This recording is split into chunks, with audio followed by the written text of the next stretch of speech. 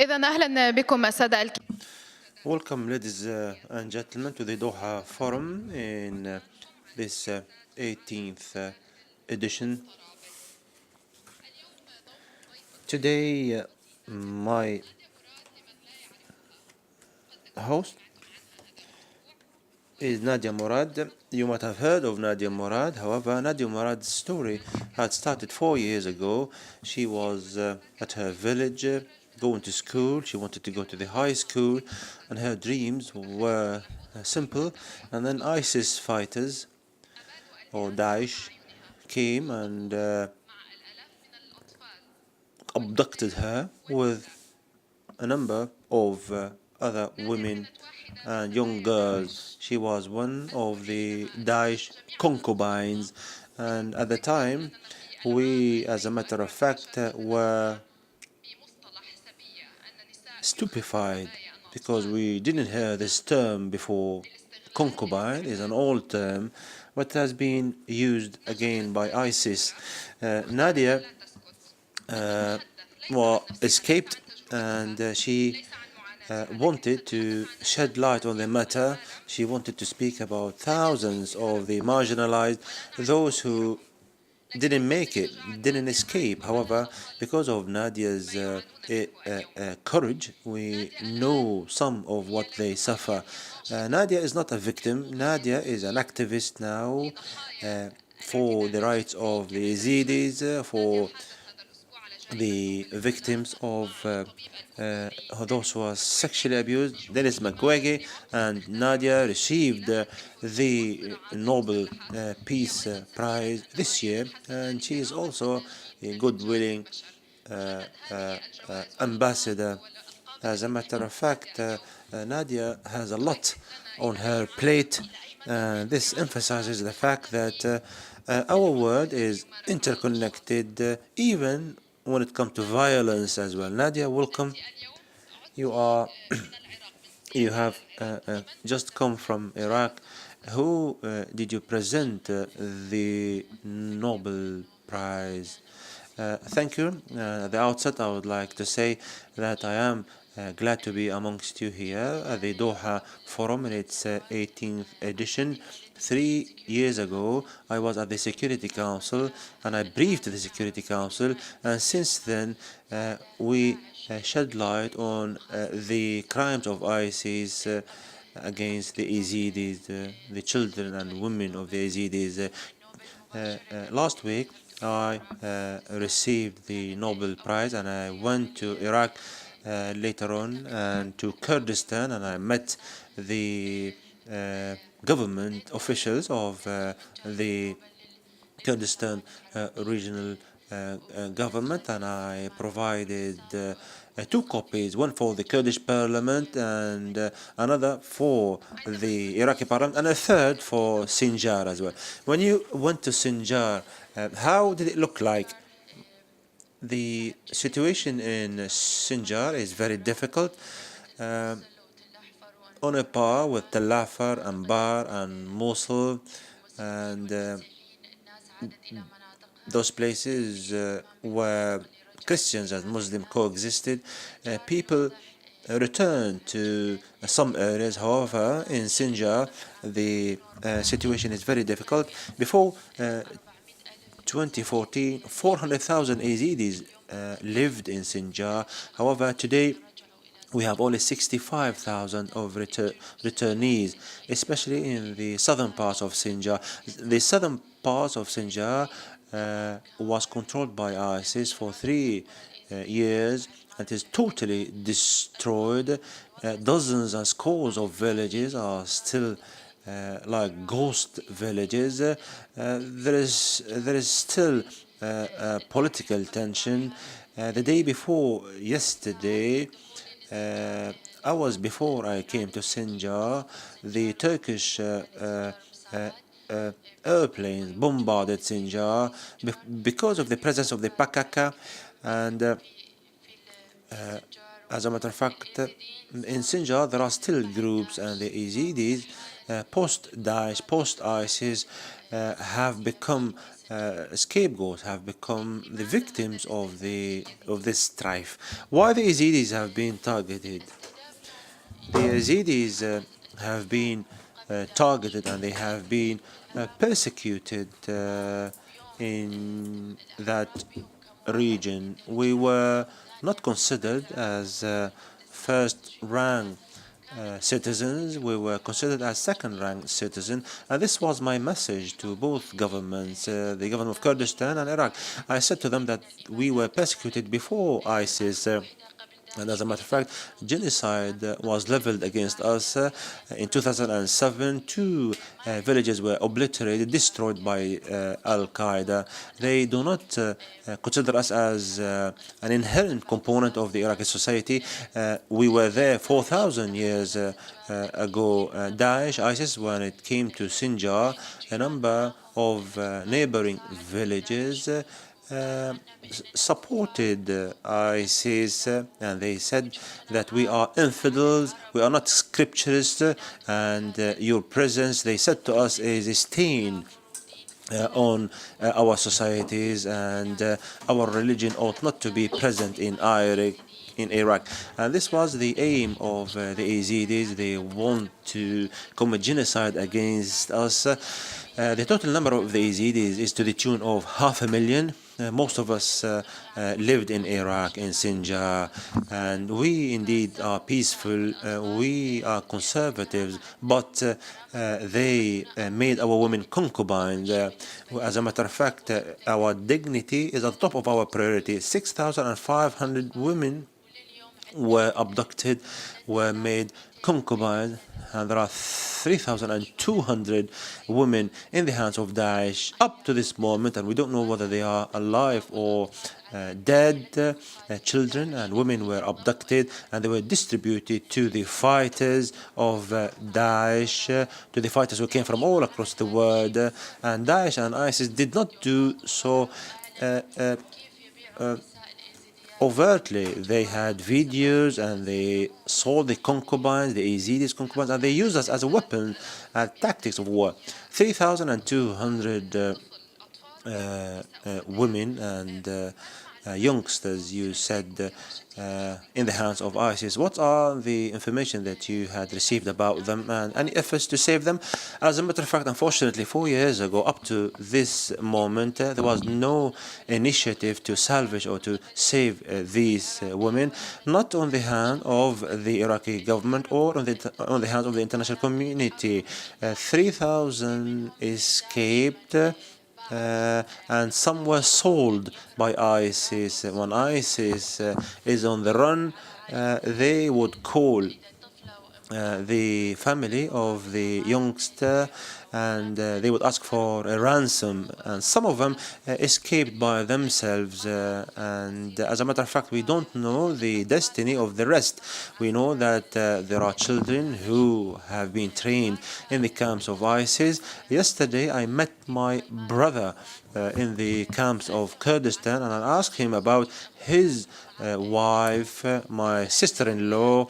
I asked him, where is she? We don't know her whereabouts. The last call was saying that she was in Syria 2 years ago, and thousands other women, we don't know where thereabouts. We do understand after liberating the Iraq from ISIS, we do still have children and women in ISIS's hands. And some of them were sold, and some families were purchased by some families, children of 2 years of age, 1 year of age. However, there are no attempts to look for them. You said that the ISIS attempt to make women concubines is to perhaps kind of affect your dignities negatively.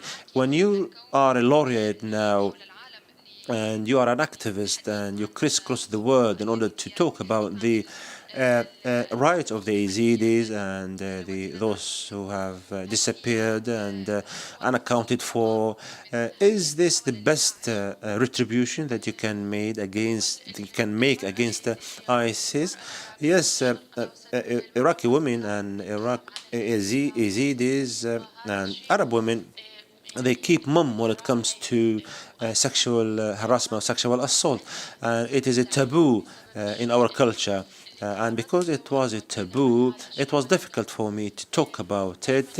However, I always say to myself that terrorism and other problems cannot be obliterated or combated through violence.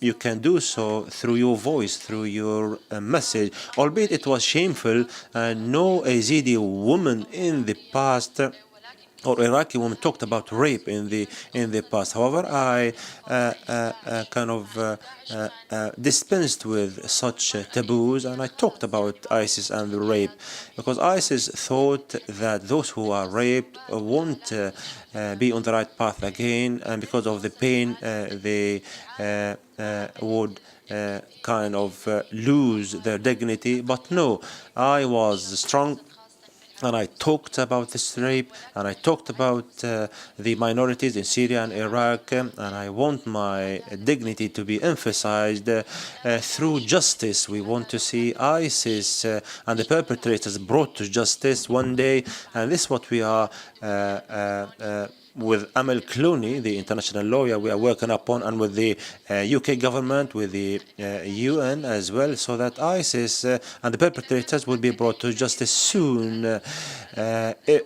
Amongst the 3,200 Yazidi women, if one of them was listening to you now and fears to go back to her family because of the shame that you have talked about and the stigma, what can you say to her?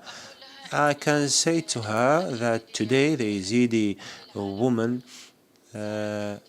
has become a victim, but all the world is defending the Yazidis, and ISIS is inching closer to demise, and the perpetrators would be brought to justice. So come back to your family and come back to us, and we're waiting for you, and we will receive you as 3,000 other women were received by other communities. So don't be ashamed of what you have done, because you were compelled. We were compelled, and we were abused against our volition, against our will. So the Yazidi women, all of them, ought to go back to their communities. You are not victims of rape, however, you are victims of war crime, and you said that this was a weapon. You have talked about the role of the Iraqi government before 2014 in terms of treating you as a second-ranked citizen or the third-ranked citizen. What can you ask from the Iraqi government in order to avoid the recurrence of such treatment? The Iraqi government, the previous one, did not do anything for the Yazidis, albeit a number of countries said that this was a genocide. Today, the Parliament of Kurdistan and the Parliament of the Iraqi government did not admit of such genocide. I requested from them to have such confession in order for such genocide not to reoccur again. Up to this moment, the Iraqi government was able to solve all the political dilemmas except in Sinjar. The Iraqi government attempted to do so. However, Sinjar is still a battleground for political tension and otherwise. I requested from the Iraqi government, and I hope that it will carry on certain steps, urgent steps, in order to have fully fledged reconstructions. 350,000 Yazidis ought to return to their houses. However, the political situation is dire. They cannot go back now. So I hope that the Iraqi government would reboost the confidence of the Yazidis in their land, in their Iraqi brethren, and to understand what took place on the hands of ISIS. We had coexisted with the other denominations in Iraq for thousands of years, and we shared our sorrows and our joy.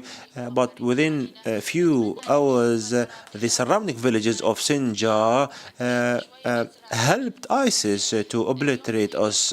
So we hope that we coexist again. We need reconstruction efforts. We need justice-related efforts. We need to boost our confidence. We need for the Yazidis in the refugee camps to come back because they're going through horrific circumstances, and there are a number of social-related problems.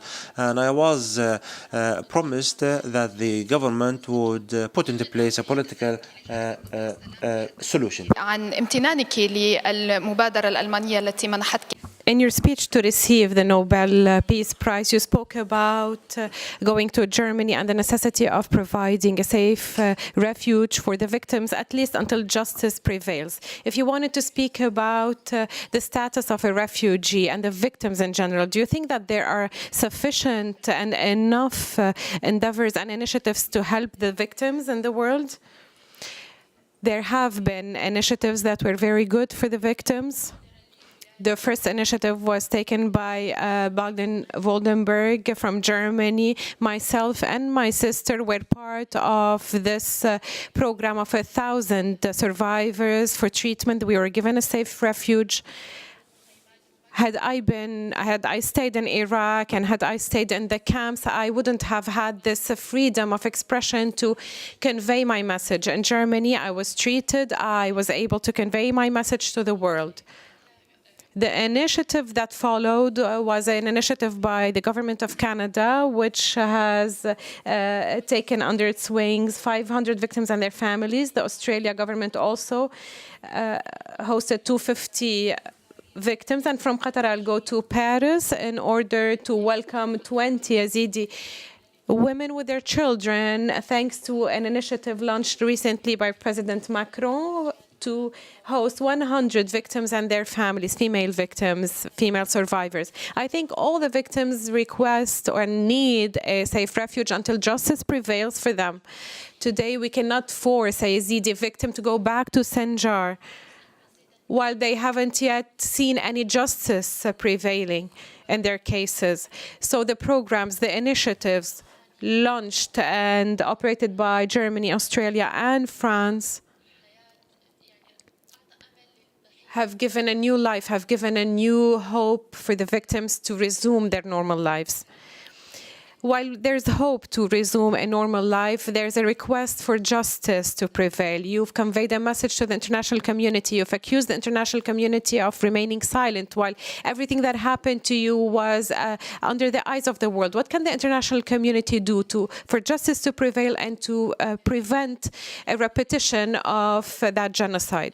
What happened to the Yazidis happened before the eyes of the world. ISIS was filming it step by step, was telling the world, these are women that we can sell and buy. 6,500 women and children in a small community like the Yazidis. This is something big for us. Today, those women are being held as slaves, are being raped. Today, if you ask Yazidi women who have been liberated 4 years ago or today, it's the same thing happened to them. The international community did not prevent this genocide, did not save us, did not help us, be it the Iraqi community or the international community. Yes, we received a lot of sympathy, a lot of support in words. That is, people welcomed us, but on the ground, very little was made to help the victims and their families. Today, we are doing everything we can. I spoke before. We have thousands of victims whose faces are not showing, but they are giving their witness accounts against Daesh, against ISIS. Today, 5 years have gone by after the genocide. Yesterday, when I visited Sinjar, I saw 69 mass graves for the Yazidis, and today we haven't seen one ISIS member being prosecuted, be it locally or internationally. So this goes to show the neglect of the by the international community to the Yazidi case. Why this neglect, in your opinion? Is it that because politics outdo human beings, are more important than human beings? It's not the issue of the Yazidis only. There are many causes. There are things that we can also resolve expeditiously if it weren't for other things that are considered more important than violence against women. We hear stories every day. Sexual violence is highlighted, but it's not as important as other topics. Today, this is being highlighted because I became a Nobel Peace Prize, but I'm scared. I'm very scared that tomorrow they may forget. Sexual violence continues. I'm speaking today. But if you listen to Dennis McWagle telling us about what's happening in Congo, Sinjar and Congo are two different regions, but women are equally victims of sexual violence by groups, by terrorists, etc. What is happening in Congo has been happening for years and without anybody doing anything about it. You are not only an activist in fighting against sexual violence against women, you're also a goodwill ambassador for the victims and the survivors of human traffickers and human trafficking. ISIS not only raped you, but they traded you. ISIS have done so much such bad things to the camps and the refugees. What do you think decision makers and big countries should do in order to fight human trafficking? There's a lot to be done. There's a lot to be done to end human trafficking. As I've mentioned, I hear daily stories about human trafficking happening, as you mentioned, in the camps,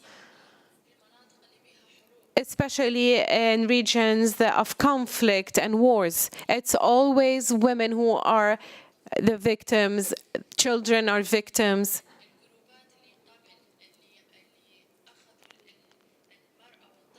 Had the groups, the perpetrators before, who used women and children as tools of war, as weapons of war, had they been prosecuted, had justice prevailed, this wouldn't have happened. If the international community doesn't make justice prevail for the Yazidis and other minorities, this is going to happen again.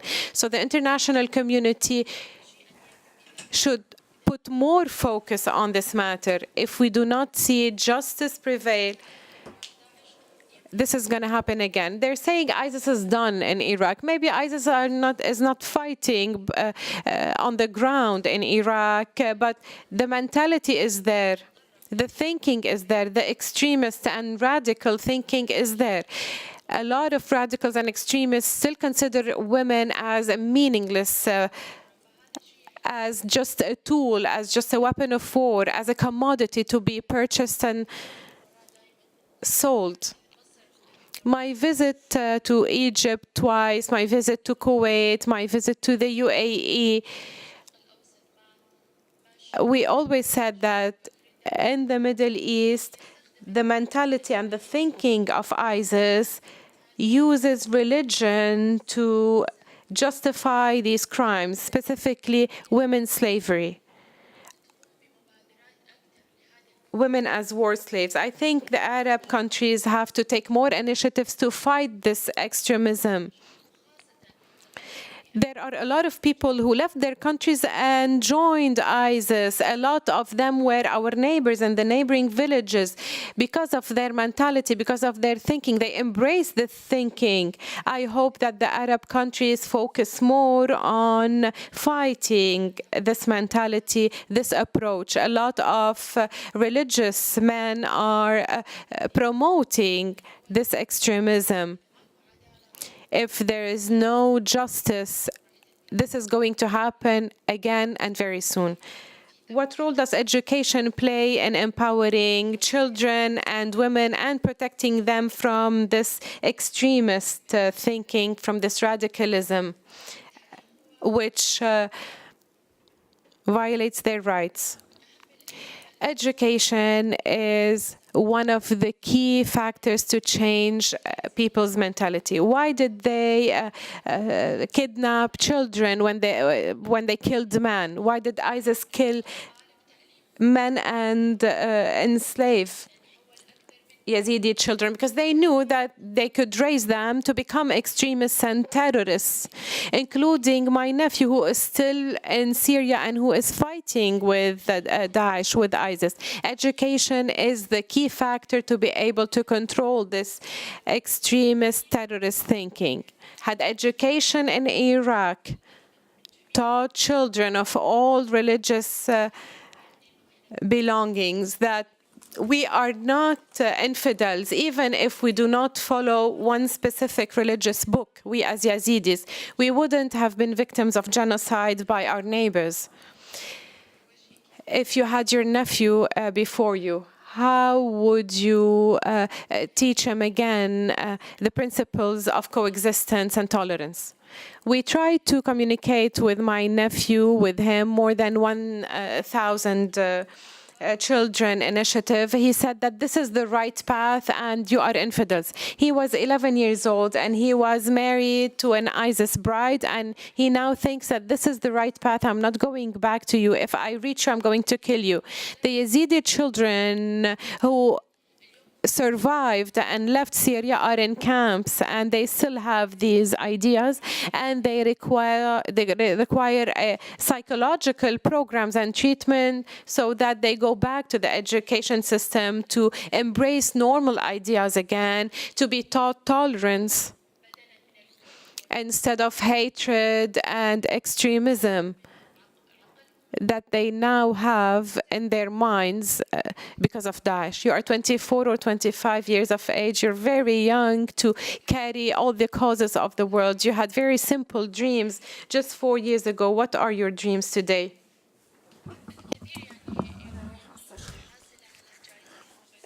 I'm a Nobel laureate, and the people might think that my dreams would explode. No, I came back to Sinjar, and I dream of coming back to Sinjar, to go back to my village, to lead a village-related life. And I hope that, as a matter of fact, the international community would help the Yazidis to come back to their villages, to live with dignity, to live peacefully, and to plant our plots of land, and to breed our cattle, and to live with the Kurds, with the Christians, with the Muslims, coexist with all the surrounding villages. And I wanted actually to have a makeup salon in the village. This was my dream before. I hope that I would have a beauty salon in Sinjar. And as a matter of fact, I hope that sexual violence and human trafficking would be dispensed with. And I hope that as a matter of fact, I would help women with putting makeup on rather than talking about such issues.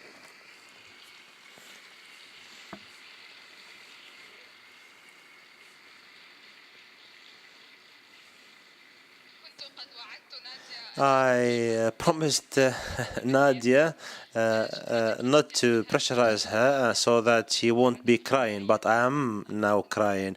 I do apologize for not taking any questions, and she's still very young. She cannot face you all with your questions. Thank you for your listening. Thank you.